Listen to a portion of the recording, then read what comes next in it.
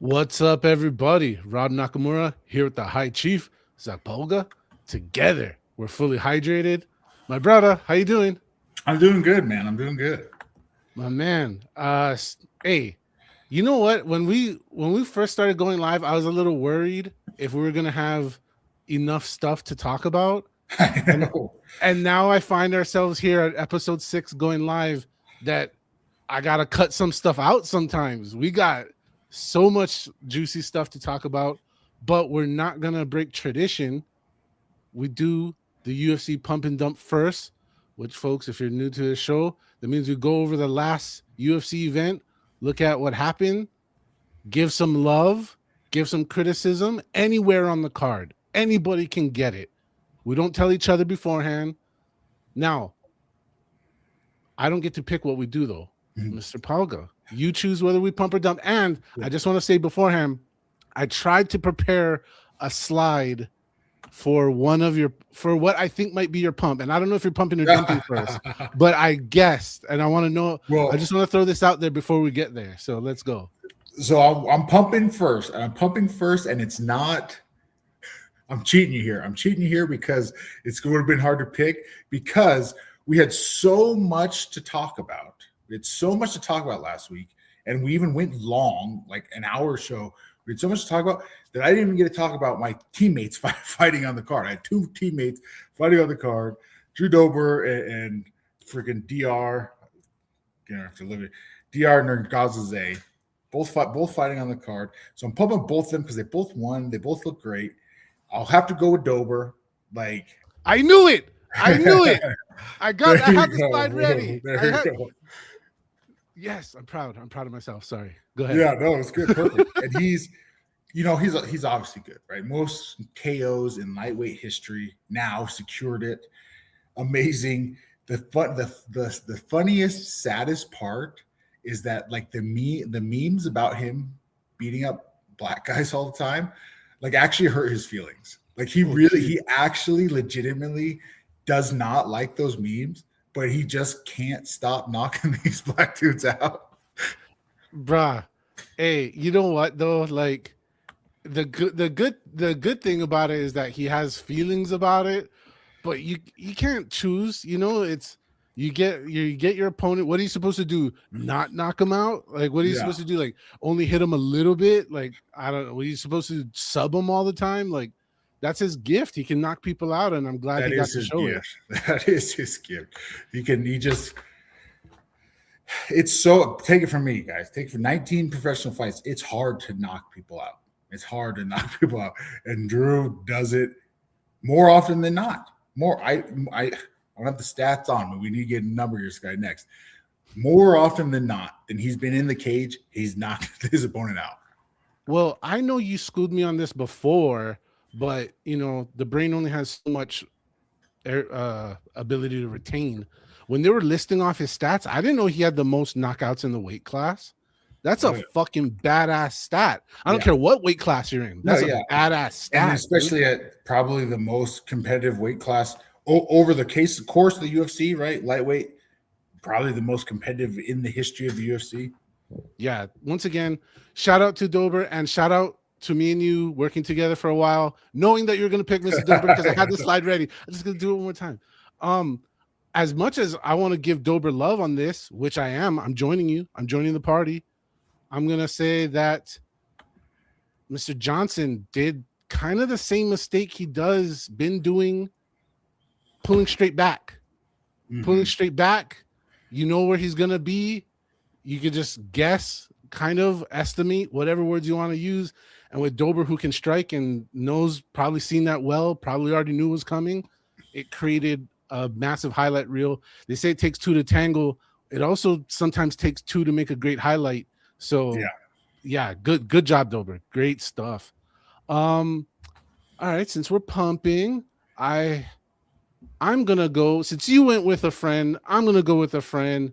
Shout out Alberto Montez.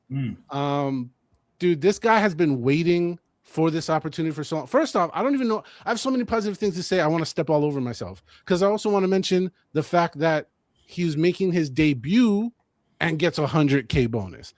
Yeah, you know how hard it That's huge. You know how hard it is to make your UFC debut? Very hard. Zach knows how hard it is. It's fucking hard. It's so many great fighters stub their toe on their first rodeo. It's just a weird thing. Octagon shock is a real thing.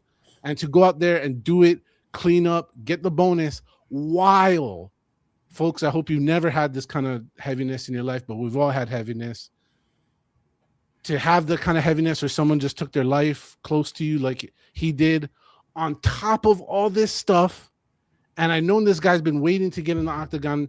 I know his Contender Series fight was whenever, but he's been waiting to get in the UFC for a smooth year now.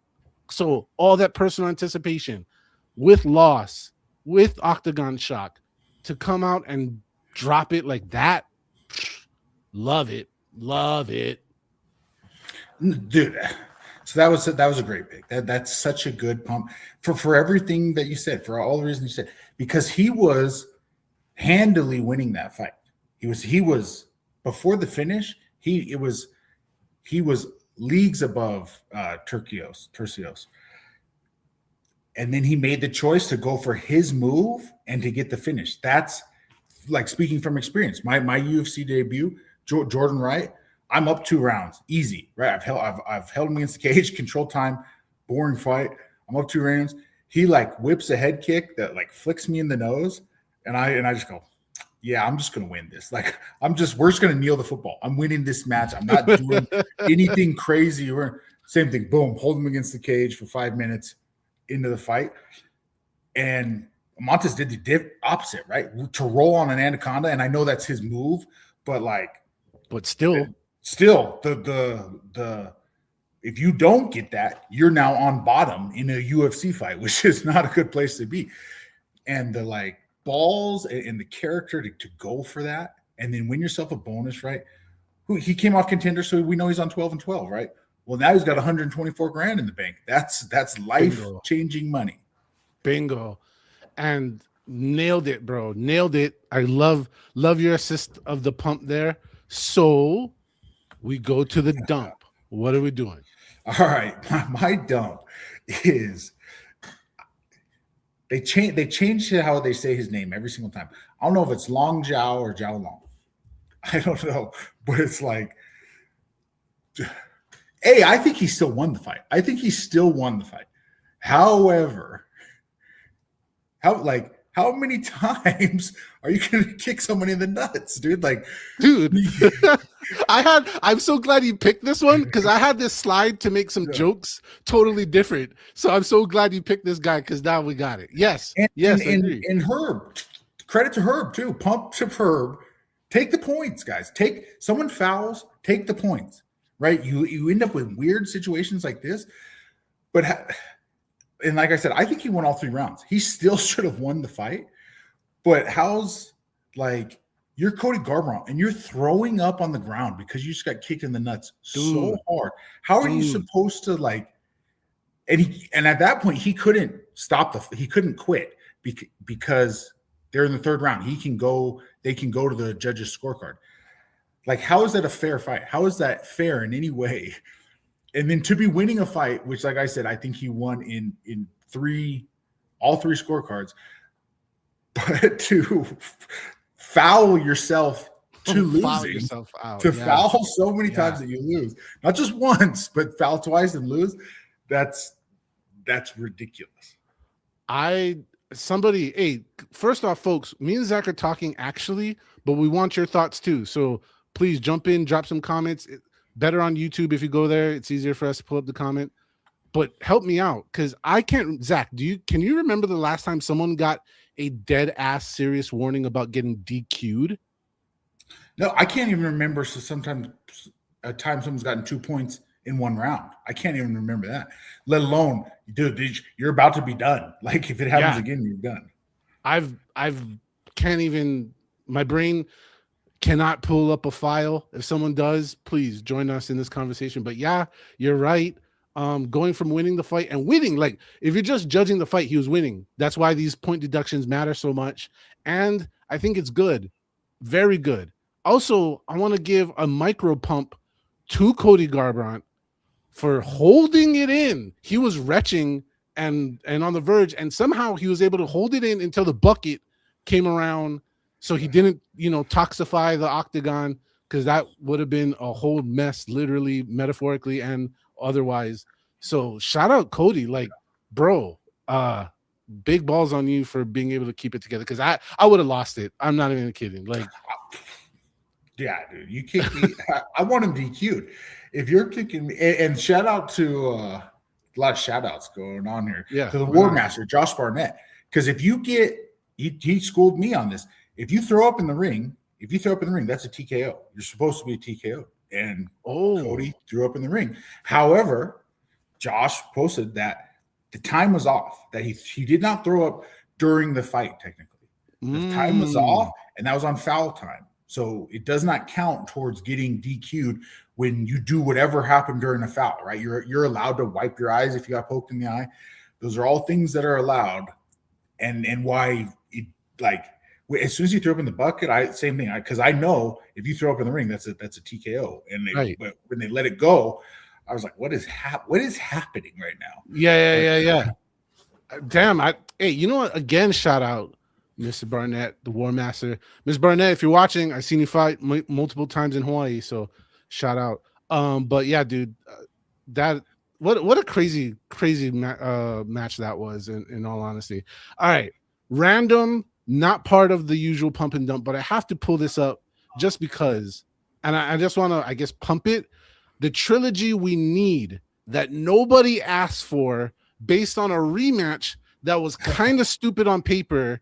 This one, Gregory Rodriguez, RoboCop against Bruno Ferreira. Me and the army of people were like, why the hell is this match happening? This is pretty stupid. Why? Like, didn't make no sense. Now I get it for the people who wanted to argue for it. RoboCop came in short notice last time, but when you get cleaned out, there needs to be usually more time and maybe something contentious to reestablish that rematch.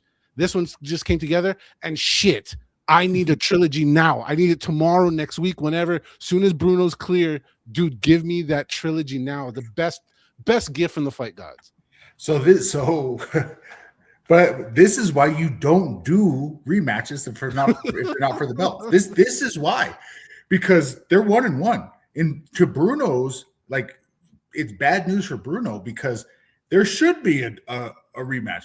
But there's not gonna be. Like, it's not gonna happen. And if you're RoboCop, you're not taking a rematch again. There's two coin flips. You got one heads, one tails. You're not flipping a third coin. You just won the last flip. You're leaving.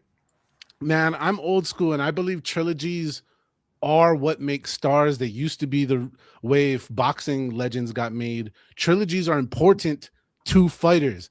I totally get your point. I don't think, Gregory, go right off into the sunset, brother. Go chase that belt, go do other things. But I'm a fan, and I'm speaking for the fans. We need that. We need it immediately. And that was just a random pump on that. All right. Any other stuff before we go on to the next category? Do we want to talk about the BMF belt, or is that the next category? Do we want to talk about it? No, we can. Let's just, what? Let's just talk about. That was one of the things I was just gonna leave out because I'm all sour about it. I don't like talking about Max losing, but go for it. Go for it. It's Charles fought an amazing fight, and I don't want, my goal and intention is not to talk bad about Charles in any way, or to say that the BMF titles is supposed to be a striking competition. That's not what I'm saying, but it is an understanding. It's like a handshake, right? It's not very BMF to sit on a win, right? To be ahead, be on top, and just coast to victory. That's not very badass. Maybe I'm wrong. I would have loved to see, and I'm not even saying, oh, no grappling, whatever. Grapple the hell out of him. But I would have loved to see maybe in the 5th round, you go for weird submissions, go for crazy submissions, go for leg locks. I don't know, do something. But to just hold the back, and it's not the spirit of the belt. And it's not the whole idea behind this belt when it started off with Masvidal and Diaz was, it's we're not fighting for a championship. They both know we're not We're not trying to preserve our ranking. We're not trying to go for the belt. We're just trying to make an exciting, interesting fight. And it got muddied. It got muddy because we had two top contenders. We had two guys that That's the part. want to That's the fight for part. belt. Yeah. That's the part. No, dude, you nailed it right there. That's the part that screwed this up. We can blame this or that or whatever. People don't like grappling. I don't know why you don't like grappling. That's not here for discussion. The discussion is because both guys were legitimately jockeying for the a spot to go for the real title. The BMF got clogged. You can't just have shits and giggles when it matters so much. You have to play the game correctly. That's the part I think nobody's mentioning and very key on why this BMF stunk. The other reason why this BMF stunk is because Charles didn't read the script. He was supposed to let Max win, and that's all there is to it. That's what I'm going to say. I'm going to stick to it. But I am proud of Max not getting subbed, because is Max known as a super great grappler? All these great grapplers face Charles, and guess what? They get choked. They ended. Max over there lifting his eyebrows. You know what I mean? Like, I give him so much love, but a loss is a loss. Charles, hey, congratulations. I don't know. All I can say now, in a weird way, is I hope the BMF and the real title become in line, and then BMF disappears or something. I don't know. Maybe that's me just being sour. What? Okay. So I kind of agree with you. I kind of agree. Or kick it down. Like, it's not supposed to be for title contenders. Title contenders fight for the belt. Fight for the belt. It's supposed to be for number 7 and 11 to go crazy. I just had a great idea off of our last discussion. You know what should be for the BMF? Ferreira versus Rodriguez Part 3. Yeah, that should be for the BMF belt. Ta-da! We fixed it. Hey, Hunter, hit us up. We got solutions to your problems. All right. Now we spent enough time on the pump and dump. We're gonna go. There's so much stuff to talk about, folks. Drop some comments. We want to hear your thoughts. Talk with us. Join us. This is not a pick show. We're gonna just make a bus stop real quick for some predictions here. Main event only. Very next fight, Mr. Vallejos versus Mr. Emmett. And where's the graphic? Come on, Rob, with the graphic. There we go. It's fight week. This is what we're doing. Everybody knows this is the next battle up. We're not doing a whole bunch of predictions, just the main event. So, my brother, what you thinking? I mean, I'm very interested to hear if you think differently. I'll be shocked if you do. But I mean, I'm going with Vallejos, Kevin Vallejos. Like, Josh Emmett's last fight didn't show me anything to be like excited about, and I'm pretty sure he's doing his camp with TJ again, wherever they do the Jackson podcast, and TJ's just like running like a little fight team over there, and it doesn't, like, we talked about it last time that he's talked about how hard he's working, how strong his punches are and all that, and it's like I don't think he's learning how to win fights or how to fill the areas that he's lacking. And Vallejos is good, dude. He's good. They're serving him up. That we've talked about this almost weekly now, that he's the old lion and they're bringing in the next young lion, right, to put him away, right? He just did it the last time too and got subbed in like a minute. That's it. And real quick segue, I want to mention Colin here. Colin will be joining us. His schedule got messed up. I'm also stupid. He was supposed to be a guest this time around, but he's going to join us one of these upcoming episodes soon. So, Colin, thank you for joining. And, folks, if you want to join us, hit us up on our handles right here. DM us. We come be part of the party. Do I disagree with you that it's Vallejos? No, that's definitely the pick. I'm going to paraphrase some of what you said and some of my own attitude with it. If you're fucking with fitness, you're not fucking with fighting. That's it. Pay attention to what these people are talking about. It's not rocket science-ish. Words are hard. Yeah. But if you look at what people are saying, you know what they're going to do. And fitness is something you should be handling all the rest of the time outside of fight camp. Fight camp is for blossoming new skills and creating answers to tendencies you see in your opponent. So yeah, definitely Vallejos. This is a pure script, bro. It's literally like UFC playbook 101, most obvious thing ever. All right. Now we're gonna get into the fun stuff. Now we're gonna get into random discussions. I try to keep this in an order of things to go. So just ride with me. But batter up. Here we go. UFC Freedom 250. No, it's not a NASCAR race, though it sounds like one. I want everybody from this point forward to stop calling it UFC White House, even though that's a perfect name. The public already named it. That's what it should be named, but it's not. They gave it a goofy ass name. UFC Freedom sounds dope. I would actually like that a lot. Yes, I get it's America's 250th birthday. Completely irrelevant right here. I didn't know that. Okay, I'm on board. I'm not. I don't hate the name. I don't hate the. This whole time I've been like, what the hell is 250? It's not the 250th card. I didn't even know it was the 250th birthday. I'm a dual citizen. Bro, it's like too soon though. Like we gotta wait till July, like when the country was made. It's like it's not. It's UFC 249 and 10/12, or that's not how fractions work. But you know what I'm saying? Like, yeah. Anyways, terrible name, maybe terrible card. Maybe you like it, maybe you don't. Mr. Pauga, what are your thoughts? I think we're starting to finally see the cracks a little bit. I don't think Dana lied in his testimony that he gave. I don't think he's putting fights together. I don't think he's negotiating with guys. I don't think he's putting fights together. And these money guys, right?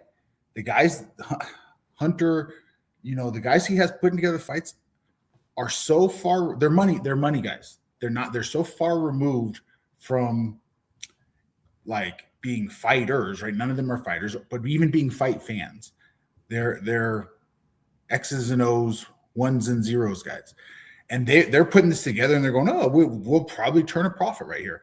They're not putting together an interesting card for us, for you and me. And they're not, it's an okay card.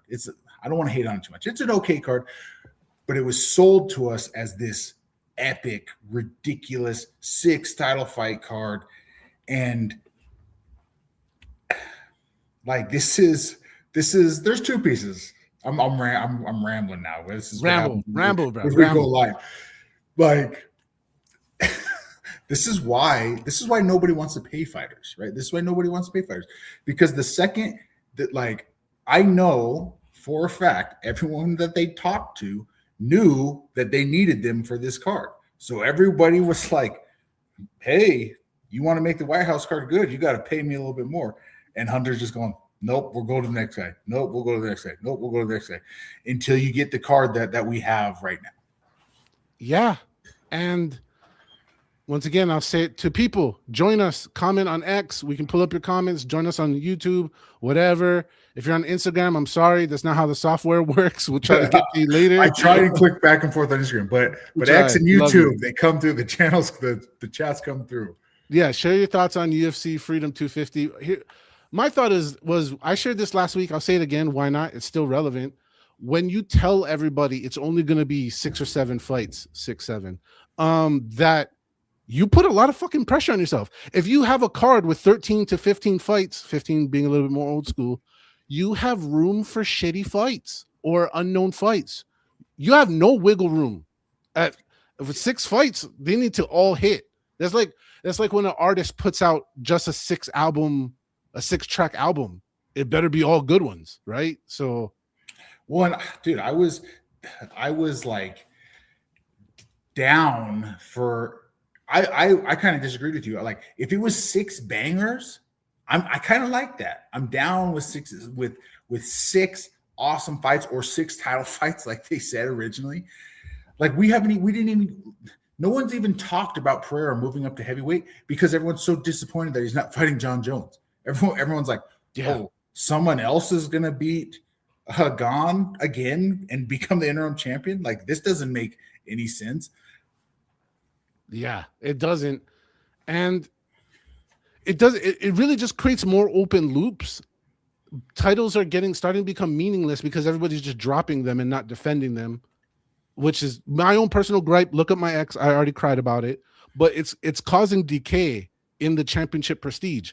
If you keep dropping titles without defending it to chase this other thing, then what does it even mean to be a champion? But then now you create an open loop where Cyril Gane versus Aspinall, that's red hot fire. Everybody and their mama wants to see the result of that. We need a conclusion. Now you created this mess. Let's say Cyril Gane wins. Let's say Cyril wins because he's the bigger man. Like, let's just pretend it works that way. Now you vacated the belt. This guy is not really a heavyweight. He's only coming up. Let's be honest. Pereira's coming up for the payday and for the funds. He didn't bulk up how a heavyweight would do. Yeah, he's a big giant man in regular life. I'm not here to argue all this stuff, but the point is he's not Cyril Gane big. There's levels to this stuff. You know, heavyweight. You know what I'm saying. Yeah. So dude, there's a very good chance that Gane wins, and then like, so we have the rematch with Aspinall. Like that, like there's a very good chance that it's like a super uninteresting fight, which is the worst part. Mm-hmm. That Pereira, that he kind of outpoints Pereira, dances around.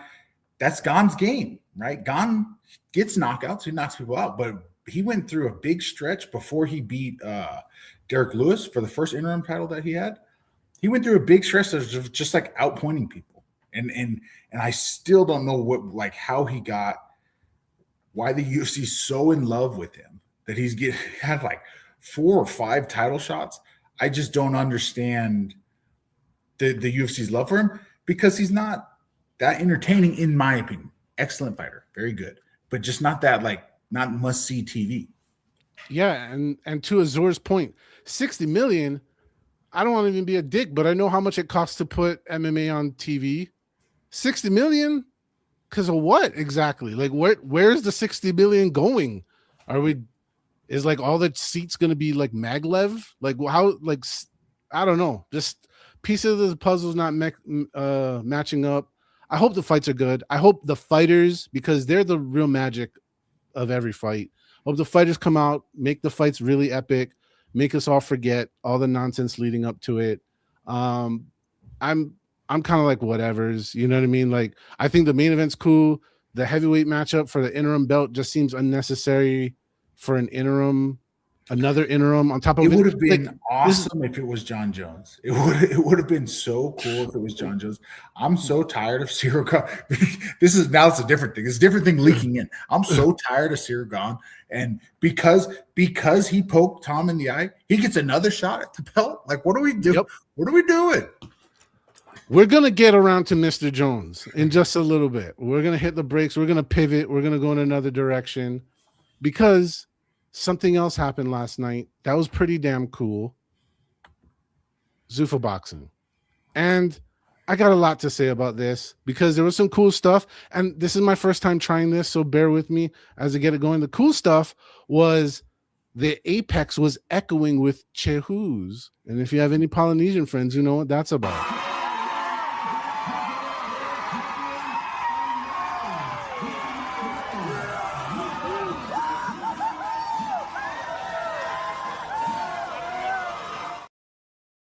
I just wanted to play all those chihus going off. I just needed to. Yeah. So that was a good moment. Great to see Jairo Pataya winning the inaugural ZUFFA world title ?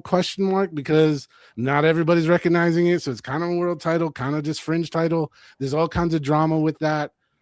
And then I'm gonna be honest. I only watched the main card, so the 3 last fights that happened on the card. I didn't see the whole rest of it. I don't know if it was good or not on the undercard. I did have the image for it. Oh yeah, here. Sorry. Oops. So that card went down. I missed the prelims. I'm a dirty casual, whatever. Zach, I know you tuned in for the main. I just watched the main card. I love boxing, guys. I love boxing.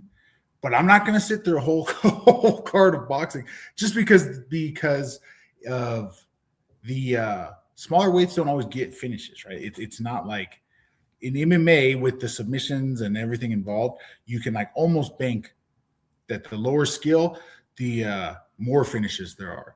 In boxing, it's the opposite, right? It's when it's just hands, it's a lot easier to defend. So there's not a lot of finishes in the bottom. So I don't watch all those ones. Fair enough. Well, I was glad I tuned in for the main card because there was a fight. I'm gonna bring it up. And I'm taking my own tweet and I'm out of here. Jesus Saracho, and I'm not Hispanic or Latino or whatever, but I try my damnedest to pronounce things as best I can. I don't just run through it with a truck full of white bread. The commentating team, which is mixed race as well, but I'm not trying to get racial. My point is they were calling Brada Sriracha. Oh, like 500 times they called him Sriracha. Sriracha is the sauce. He is Sriracho. There's a big difference there, and I just needed to highlight that because, come on, like Sriracha, really? Like, come on. Who was it? Was it Kellerman or was it Ward? Both. Both. They were like just jumping all over it. They couldn't stop. They were just throwing Sriracha all over the whole match. It was crazy. They couldn't stop themselves. I was actually impressed. But I feel like already there's a disconnect between what the talent Jai wants and the main focus of what ZUFFA or Dana them are big.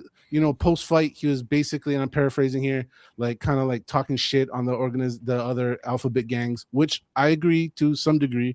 But when your fighter uses his post-fight speech to adamantly reiterate that he is only interested in becoming undisputed champion of cruiserweight before he navigates up to heavyweight, that is his like passion in life, the reason why his heart beats for the game, and you spend 30 minutes shitting on it, and not directly shitting on it, but shitting on the organizations, saying there's going to be a lawsuit.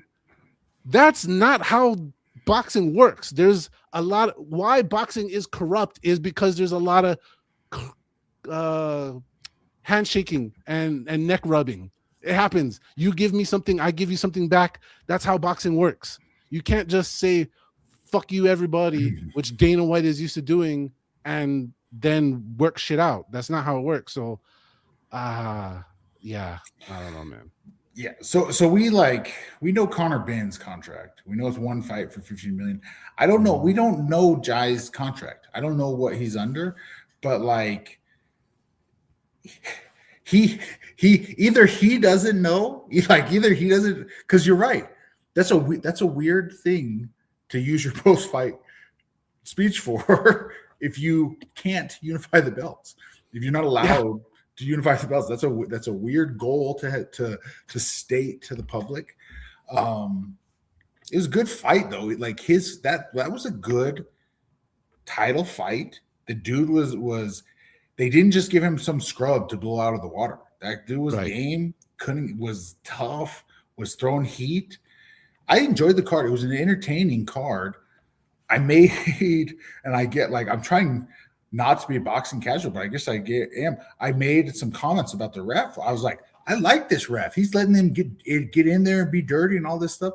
And all I saw was people hating on the ref, saying how bad that the ref was doing and all this stuff. And I was like, oh, I guess maybe I don't know anything about boxing. It was more that the standard with reffing in boxing is if you start noticing the ref, he's doing a bad job. And he was making himself a part of the fight. That's where I could see maybe people going that way. But I was with you, like, hey, yeah, turn this into fighting. Like whatever, I'm for it. Yeah, I'm with you on that. But yeah, dude, I like personal thing, right? They're singing Samoan song afterwards. Jai was all getting into it. That was amazing personally. Loved it. The promotion is a little weird to me. They're trying to be totally different. Is every ZUFFA match going to be in the Apex? Like it doesn't seem like boxing, like a title fight, like a world title fight. It did not look like that to me. Well, I'm glad you asked that, and I'm glad I actually sat around for the post-fight conference. I wasn't originally, but what caught my eye was shout out Antonio Tarver.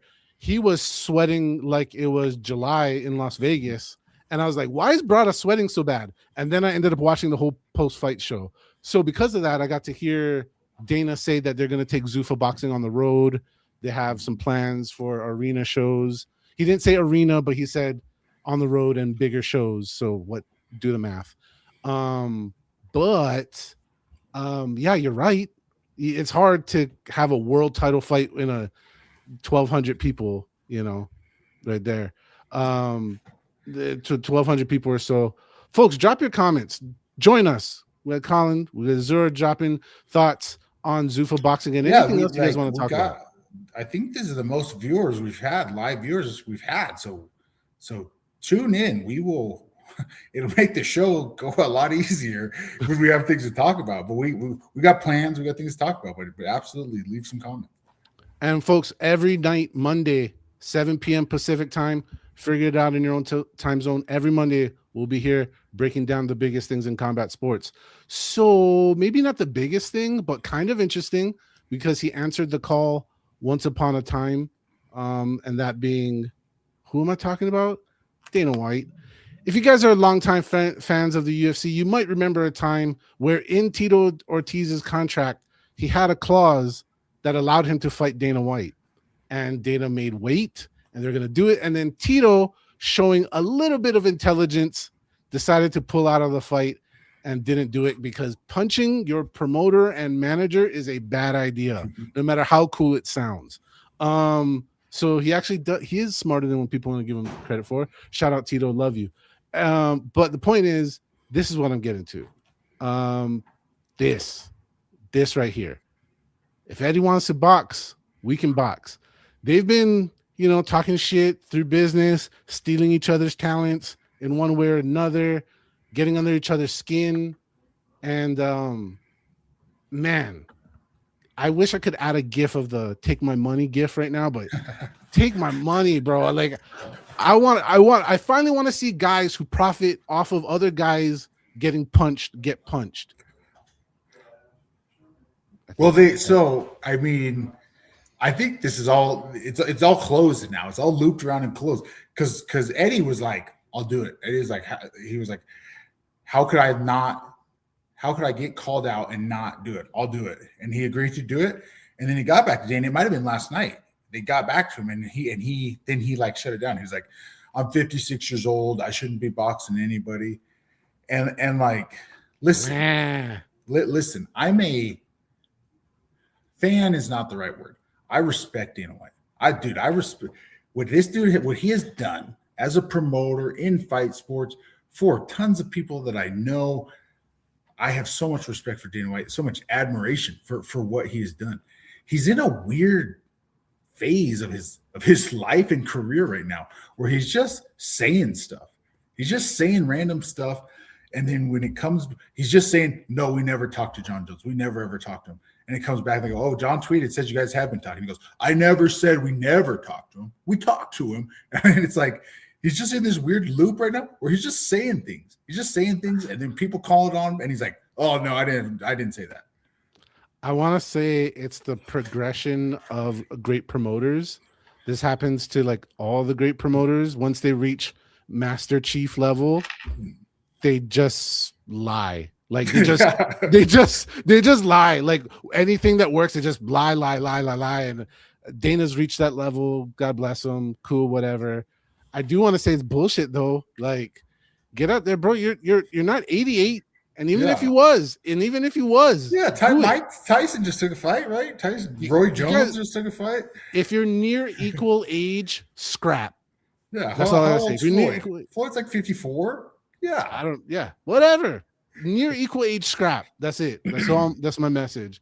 But I do have something else that kind of belongs to the ZUFFA mix. So killed that banner, but I'm gonna bring it back up because why not?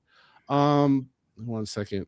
Still learning how to do this. So while they're looking that up, dude, I've been, like I said, I'm a boxing fan. I've been a hater of Eddie Hearn for so long because he just shoots down fights. Like he keeps his guys from having good competitive fights.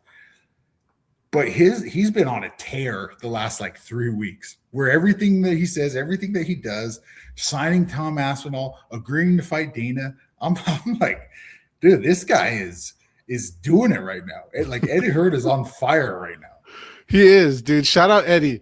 I've actually kind of liked Eddie, and maybe I just continue to like him more. One thing about the ZUFFA thing, though, we want to, everybody's talking about fighter pay. I want to bring up Jarrell Miller, Big Baby. Now, I have so much to say about this because I used to be a Jarrell Miller fan until he got busted for steroids the second time. But whatever, he's made a comeback recently, getting his wig popped off, literally. Yeah. But he says in that statement that basically ZUFFA was trying to lock him down and give him mid pay. And I just want to say to all the UFC guys that are really up in arms about the Conor Benn thing, there's other guys with names that they're trying to do the same thing to everybody, is I guess my central point. They're trying to get everybody as cheap as possible for as long as possible. It's their game plan. They're not going to try to switch it up. I also want to say to Mr. Miller, please realize who you are at this point in the game, brother. Ain't nobody trying to buy tickets to your shows no more. You look like a shell of yourself. Respectfully, I know you probably beat me up. That's not the point.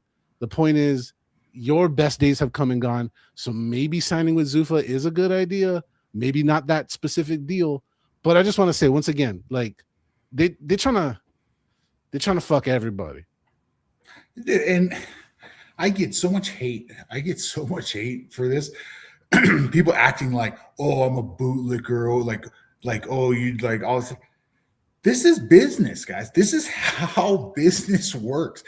They would have me fight for $1 if they could, right? Their whole point is to get the best fighters for the lowest pay. And my whole point is to put on the best fights so I have some type of some ability to negotiate. That's the business, guys. That's business. And nobody is going to do anybody a favor. I don't care if you're a fighter. I don't care if you're a Walmart greeter, right? Walmart's not just doing you a favor, right? You have to bring something to the table. That's it. That is it. It's business, folks. And the lower, we're going to get into this, but the lower you can pay your employees, the more money you make. But that is not what we're talking about right now, because we're talking about putting on good shows. And you know who's putting on good shows? Fucking RIZIN. RIZIN is putting on great shows, and they're putting on more shows. So more great shows. And if you don't know, RIZIN is the grandson of Pride FC, and the bloodline is showing. It is, they had 12 fights, I believe, 9 finishes. Versus the UFC that had 12 fights and 4 finishes. Do the math. That is shit finish ratio. That is shit entertainment. RIZIN allows stomps and kicks. And I want to show something that I posted. I'm going to share it again because it's worth it. Everybody sit back for the next 30 seconds and enjoy what is RIZIN. Drag this to the mat. Turned his face with that wonderful attack. Body hand. Punches caught. Punching got caught. Oh, smack bang again. Here comes Nakamoto. The teenager rampaging.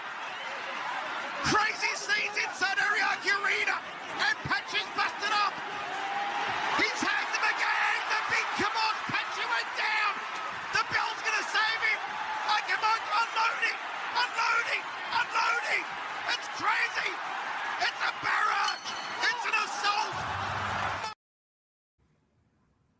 That's it. That is RIZIN. Knees, stomps, soccer kicks, you name it, you got it, you want it, they have it. RIZIN doing it. They've blossomed. They're right there, about to pass out of Grandpa Pride's shadow. How did you like the fights? I know you watched them. Oh yeah, no, they're great, and RIZIN is so cool. And I even commented on your thing. Japan in general is having this combat sports resurgence.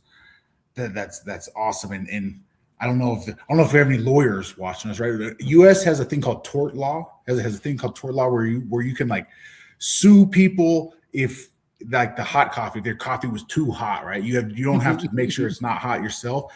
Whatever, for whatever reason, Japan doesn't have that. You can just kick people in the head, stomp on them, knee them on the ground, and I don't know how it is for the average citizen, but for fights, it makes for some sweet fights. And you could make the argument, right, that maybe there's not as good wrestlers in Japan. Maybe, right? They have an amazing wrestling, Olympic wrestling, but those soccer kicks and knees to hit a ground opponent, wrestlers do not dominate RIZIN, because if you shoot and I sprawl, the fight's over. I'm going to blast your head off. And it changes the entire MMA game. Whereas right now, with the rules as they are in America, wrestlers dominate everything, because there's nothing I can do to you when you're on all fours. Cody Durden sat on all fours for not Durden. Cody Brundage sat on all fours for a whole fight. He lost it, split decision, but because he was sitting there, because you couldn't do anything to him when he's sitting on crawling around on all fours. Thank you for bringing that up. I was going to say, you know how much faster Brundage would have ate it if these rules were in place? Yeah. And that's where people go, oh, they don't have great wrestling. Well, when you make the fight more realistic, look at what Patty was struggling. I just showed it to you guys. Patty's a great grappler. And those knees coming up, rapid pace, it's tough shit. You don't get to do all the other stuff and play patty cake with the floor. If I can kick you in the head, you do not want to be on the ground. That's not part of the game plan. The game plan is not go try and get it to the ground. If the result of you messing up is getting soccer kicked in the head or getting stomped. That is it. And another reason why I want to shout out RIZIN, because I'm going to keep doing it, their fucking fight promo posters, whatever, so nice. They make UFC ones look like shit. You can go look back at the last 200 of them that they did. I probably don't have less than that, but all of them bang. They're so good. Their art department, great stuff. And I want to highlight their recent rule change. You might not be familiar with RIZIN rules or the old Pride rules. They used to score fights as a whole. Now they have a thing called a dual must system. And I'm not going to lie to you folks. I had to watch a whole 30-minute video with subtitles to re-understand this. So it's a little complicated to explain, but it makes perfect sense. And maybe this is the answer MMA needs for judging, because we're always bitching about judging.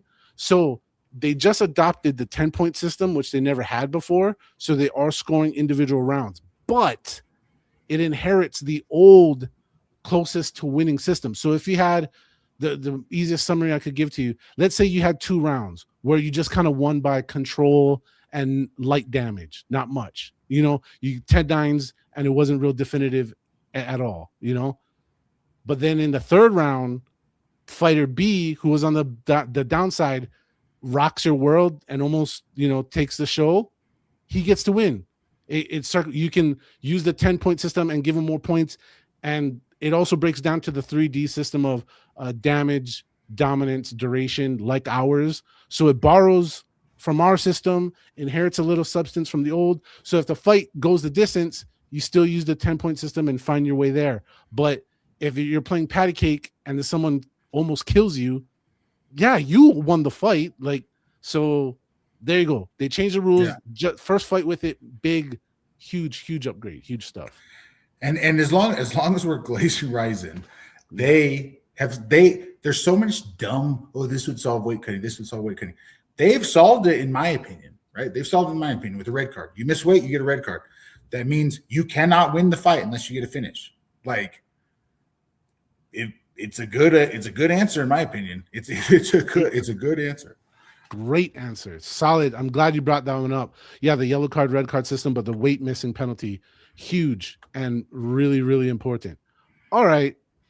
On to some other stuff that kind of connects to what we were talking about a little bit ago. It's a big talking point of something I know you cared about, and you predicted on our pre-recorded versions of this show some of this stuff. And what are we talking about? MMA stocks. Stonk. Cash remains king. What am I talking about here? Well, UFC's just recently, because if you guys are probably very familiar with this, but I'm just going to explain it anyways. When you're a publicly traded company, all your dirty laundry comes out. You got to explain yourself all the time. Real documents, real shit comes out. And that's a good thing in some cases and makes you look like a total dickhead in others. One of that being Zac called out months ago, many times on multiple occasions, the only way the UFC is to extend their profit range now is to lower their operating costs, which means pay fighters less. I know everybody wants them to get paid more because the UFC is being paid more. That's not how the cookie crumbles. So here we go. I want to shout out Open Note Grappling for sharing this, and then I'm going to highlight just that part. here. And I know it's in small print, but figure it out. Zoom in on it, pause, whatever you want to do. But basically, it says reducing athlete costs. I'm paraphrasing what it says there. The blue section, they're gonna remain profitable and increase profit by reducing athlete costs. Big science, pay less, pay more people that you don't know. That's how that's gonna work. And this is the good thing once again about publicly traded companies, because you get this kind of info, but the ugly side is there's no running from it. No delusion from the fan base where we can go, oh, I hope they get paid more. I knew they weren't, and here we are. And we're going to be. This is a finance show now. We're becoming a finance show. Like I said, I called this out 6 months ago, but it's. I'm not like sad about it. I'm sad about it as a fan, but this is how businesses work. It doesn't matter how many people they get to tune into Paramount. They don't get paid per viewer. It's not pay-per-view anymore. They don't care how many people tune in. They get $1 billion a year, no matter what. Yep. The only way they make money or improve their money, and for people that know publicly traded companies, you have to show the line going like this. That's it. That's all they care. They don't care how much money you made, how many views there are, just that the line is doing this, right? If the line starts doing this, people are getting fired. And the only way for the line to keep doing that is to reduce costs. And the biggest cost, not the biggest cost, a cost that they have the most control over, because they're not firing Dana, right? They're not firing Hunter. The cost that they have the most control over is fighters, fighter pay. And most of us will still tune in to watch we got Petrino versus Asplund on the main card for this week coming up. Not saying those guys aren't great, right? They're heavyweights. You guys can fight me if you want to, okay? But I'm just saying that's the main card, and Petrino's been in there for a long time. He's making good money. Asplund's making 12-12 on the main card, right? Yep, that's it.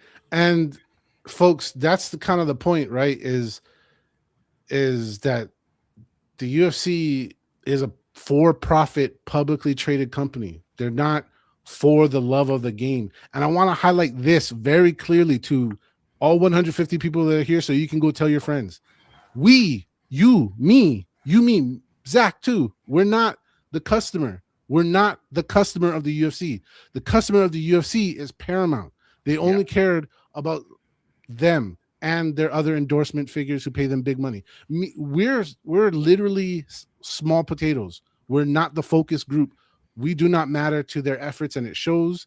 This is what it matters to right here. This statement: TKO dropping their first quarter dividend to shareholders is their responsibility now. Not us fans, not people like myself who've been watching since day one, carrying the sport for 32 years, because it doesn't matter. They know it doesn't matter to us, because just like Zach said, I don't care who's on the card.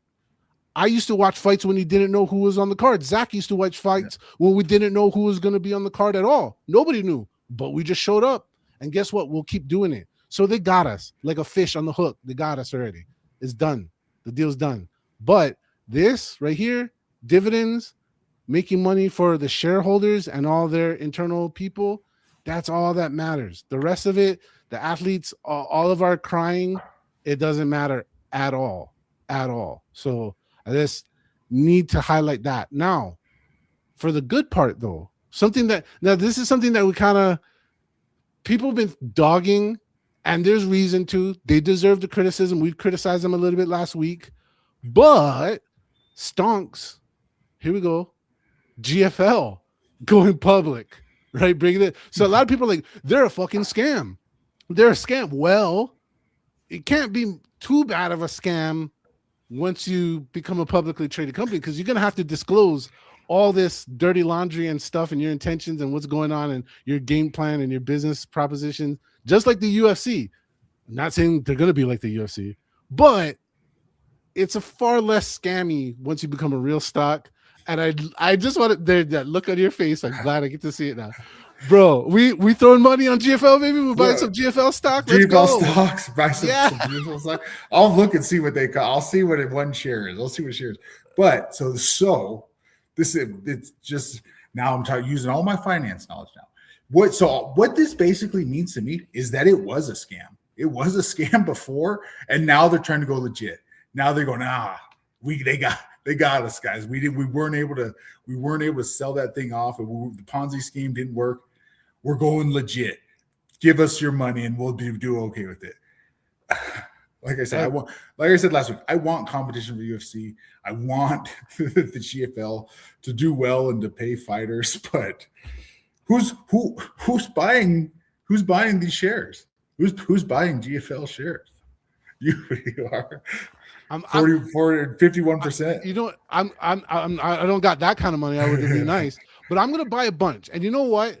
When we reach, I don't know, we got to come up with a number.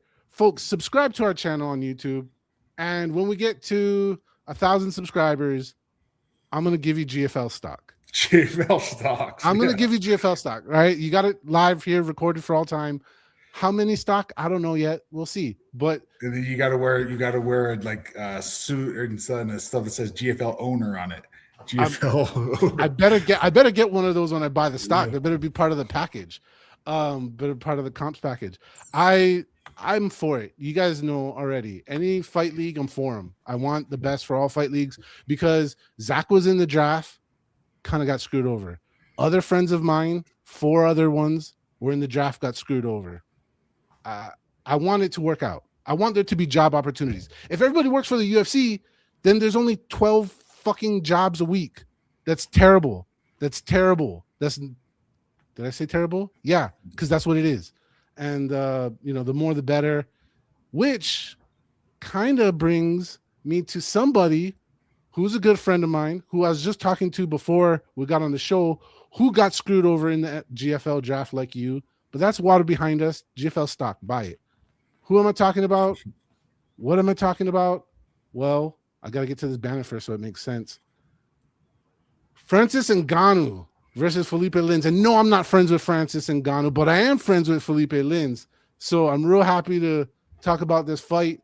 I was just talking to Mr. Lins just like literally a second ago. And bruh, I couldn't be more happy for this guy.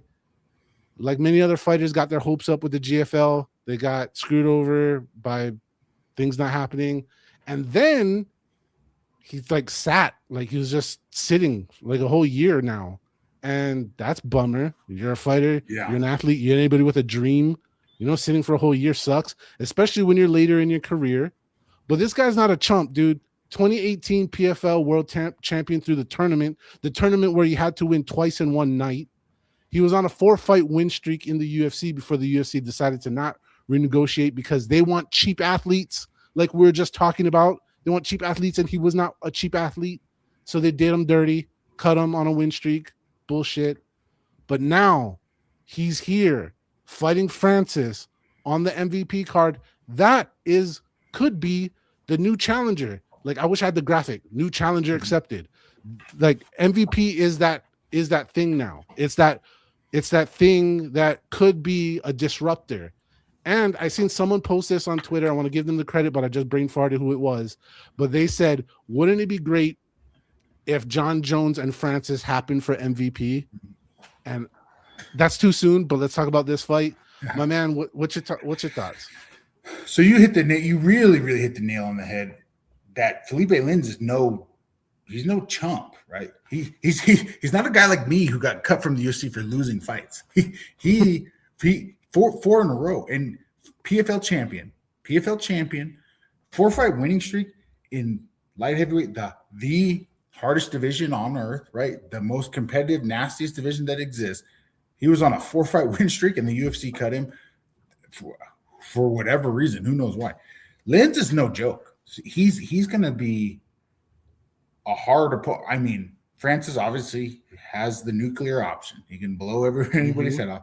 But Felipe Lins is a good fighter. He is an excellent fighter. And this is MVP is the what GFL was supposed to be, what we hoped it was going to be.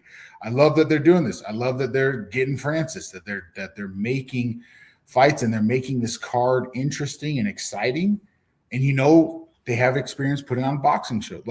It's not like GFL when they had their first card that they're putting on. They've never put on a card before, and they're putting up a card that's paying $15 million to the fighters. Like, yeah, it's not that. The MVP knows how to put on shows, knows how to put on cards, has money, has backing.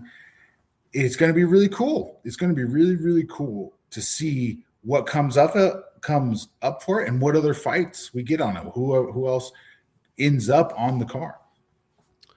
I heard a rumor, but this might be moved to their second event, because if you didn't know, MVP's already plotting their second MMA event. But Silva Weidman 3, that's what I heard. Anyways, in MMA, I know they're supposed to box, but anyways, back to the point. MVP. All right, it's not even about MVP. Let's talk about this. The UFC sentiment is at an all-time low. Finally, the masses have come to the level where the hardcore fans have been for a while. The hardcore fans have been like, yo, this product is fucking butt cheeks, dude. And now the rest of the fan base is there. Everybody's kind of getting fed up with the way it's operating. You don't have to love MVP. And I tried to sway you guys to the PFL, but you weren't having it. And I understand, but still watch them, support the sport. The point is, if you hate anything about the UFC, watch MVP. Every time, and I've been around the sport long enough to see this, every time the UFC gets too far in front, they've been number one for a long, long time. They're only number two for a very small period of time against Pride. The rest of the time, they're number one. But anytime they get too far in the lead, they get lazy. The product suffers. The fans hate it. But every time a second place horse comes into the race, whether it's RIZIN, whether it's MVP, whether it's who knows what could happen, they get better. They get on their P's and Q's. They start crossing their T's and dotting their I's, and then we get great shit. So support the sport, MMA. And man, I cannot be more happy for my boy, Mr. Lins, for Francis too. Like, let's say this. Is Francis the greatest free agent MMA has ever seen? Listen, he probably hasn't eclipsed Conor, but he's the best businessman. He's the best fighter businessman in history. When you add in the fact that he can like blow anyone's head off, what he did in boxing, what he did in general, win the UFC title, sit out a year, go over, have your 2 boxing fights, make a bunch of money, take your 1 PFL fight, knock that dude out. Like, he, as far as controlling your own career, and he gets a bunch of hate for it. And I even commented that, like, he's probably super hard to work with. He's probably, like, Dana probably wasn't lying. He's probably a pain in the ass to work with. But do you like? So that's everyone who gets paid what they're supposed to, and that's why they don't want to pay guys what they're worth, because you become real hard to work with once you're getting what you're worth. Exactly. And once you get that leverage, right? Like, leverage is power.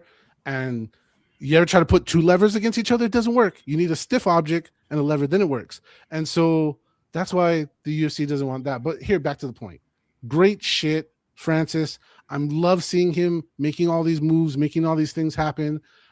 Last time I seen him, he was sitting with the president of, sorry, African country, I forget you right now, but sitting with the president of a country nonetheless. Like, going from doing that, chilling, nuking Ferreira when you felt like it, now you're over here big dogging for MVP, and it's on Netflix and the whole world's gonna see it. Like, good job, Mr. Ngannou.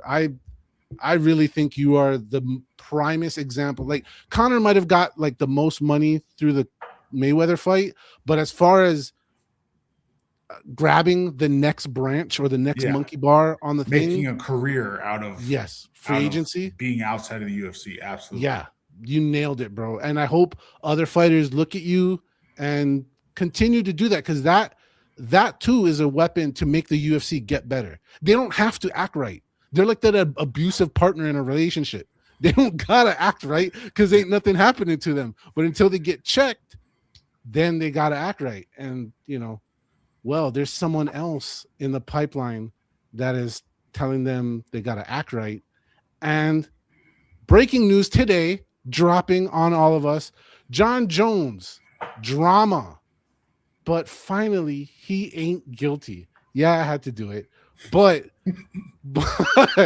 it's true. He's finally on the good side of the argument for once. And here we go. Everybody check it out for yourself if you didn't already know it. Basically says he was in negotiations to fight at the White House, but the UFC lowballed him. So he declined. Just like Zac said earlier in the podcast, folks. Zac said that. Hey, everybody knew they had a $60+ million tab that they're willing to throw money around. Hey, fuck you, pay me. Right? And if there's anybody who can say fuck you, pay me, it's John Jones. Like, let's be honest. Let's be 300% honest with ourselves. Yeah. And he that didn't happen. Obviously, he's not fighting there. And now he's asking them to terminate his contract, which also never happens. UFC never terminates contracts on people that are worth 5 cents. If you have any value, they will hold you to death. Not shout out. Kind of like Diddy, no Diddy. But if you know anything about music business and shelving your artist, then you know the comparison I just made. And that's what the UFC does. And I'm wildly interested in this. So the UFC has now multiple enemies in this business. You have RIZIN, the grandson of your former greatest challenger, entering the mix. You have internal friction with your greatest star saying, screw you guys, I want out. And like and the fan base, we all this weekend planted our flag down and go, get this shit out of my face. This is crazy huge, dude. Huge. Yeah, and I've seen a lot of people online like relishing that something bad is happening to John Jones. Like it sucks for us. It sucks for the fans. That's what I want to see. If him versus Pereira, that would have been so cool. Even if it was came out of nowhere and it's him versus Tom, or he beats Pereira and now he fights Tom. Like, as a fan, that's what I want. I don't want bad things to happen to John Jones. Like, pay him $30 million. He deserves it. Who out of anybody in the UFC deserves $30 million? Like John Jones, and to step in against Pereira at heavyweight. That's what I'm sad about. I'm sad that it was something that they're talking about, and the penny pinching got in the way. That he confirmed that we were in negotiations and they lowballed me. Like, that's what we're doing, UFC. That's what you're doing. John Jones, like, who is worth money to the UFC?